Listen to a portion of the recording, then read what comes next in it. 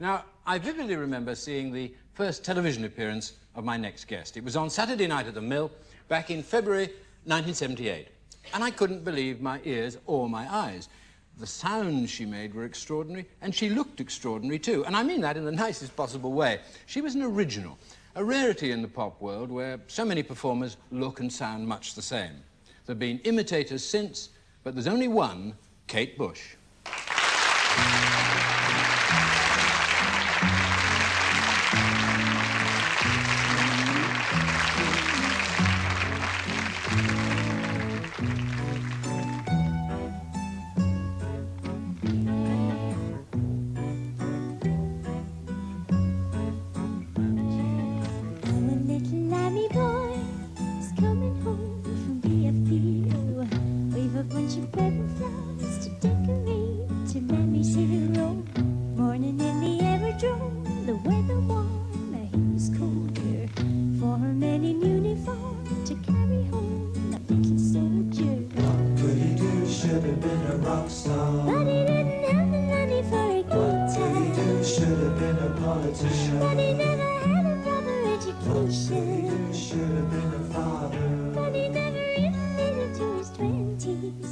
Ladies and gentlemen, Kate Bush.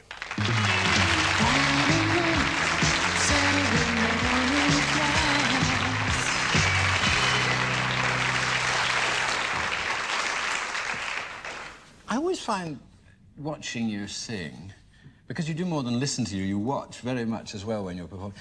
I feel like a mouse confronted with a cobra, because there's something hypnotic about it. It's very strange. Can you explain it? It's some sort of curious lilt you get into your voice, which is almost like an incantation. Where did it come from?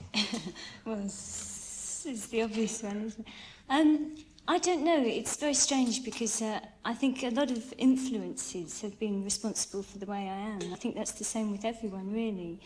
That you are, in many ways, the things that you like, and you try to be those things that you like. And I've always been incredibly fond of music. I've always tried to aspire to the people that I admire. And the same with dancing. I've always had a basic interest in it. I think mainly because of the expression that you can get, you know, through singing and dancing. Well, was there anything... I mean, it's such an unusual style. I think it's what's so extraordinary.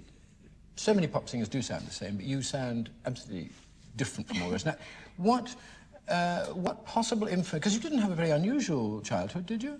No, not particularly. Where did you live, for example? I was brought up in Kent, a very sort of normal upbringing.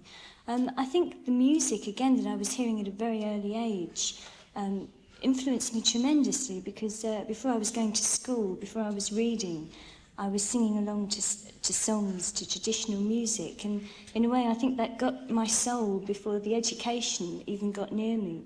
And I think really, when you are that young, in a way I think the sparks of what you really want to do are there somewhere. Oh, but the voice, where were you singing like that then, this strange voice that rises up so high? No, when I first started singing, I had an incredibly plain voice. I mean, I could sing in tune, but that was about it. I mean, I really wasn't that good. And really all I did was sing every day, because I was writing songs, I would sing them. I was concentrating much more on my writing, and therefore my voice came through that. And every day I'd be at the piano for hours, so really it was just a gradual progression from something that started. Do you like your own voice? No, I don't, and I think this is a problem that an awful lot of artists have. They can't actually enjoy what they do, or their voice, or whatever it is, to the fullest, because they are themselves. It's very painful for me to listen to my voice sometimes, as it is for other people who don't like it. But it's something that you have to try and accept, that you have limitations, and that's what you go for. You have some very exotic body language, too. Where did that come from? Did we have special training for that?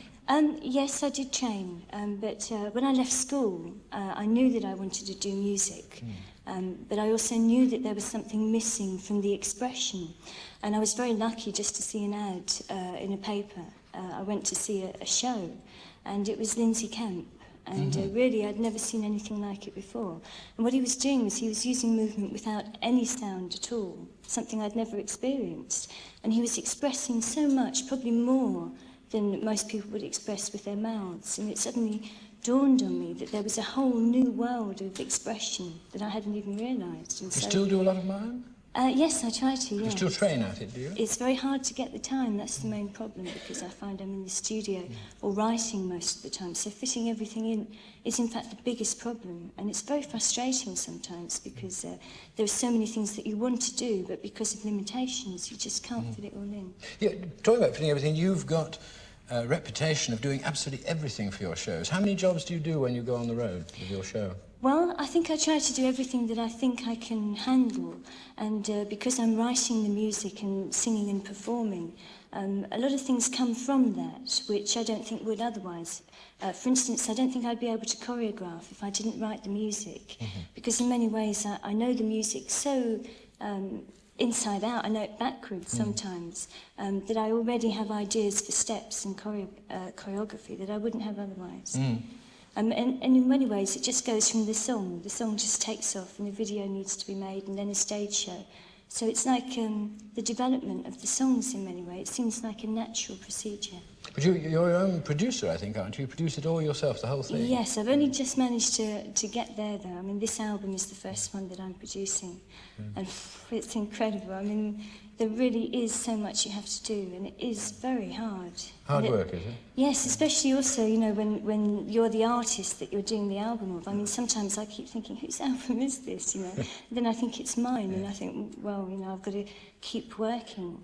I think I wouldn't be able to if I didn't feel that the songs need to be presented to people. The strange thing about you is you introduced a very original style. It didn't grow slowly. It was there, boom, the first time I saw you. I said in 1978, there it was. How do you see it developing? Well, I see it developing especially on the stage. I think that's where I found something. When I did the tour, I'd never realised how much you can, in fact, do on a live stage. I think there's a lot that's used in video and film that has never really been explored in a live sense, and I think there's a lot that you could do there that I would like to try and do, yes. Apart from yourself, where do you think pop music is going at the moment? I sometimes get the feeling that apart from individualistic performers like yourself, a lot of it is beginning to sound, maybe I'm getting old, but it sounds all the same to me now, a lot of it, on Top of the Pops. I have that problem too. You do? I watch Top of the Pops, you know, some weeks, and I really find it very, very hard to identify with some of the music that people are making, and yet obviously the young people of today really do enjoy it.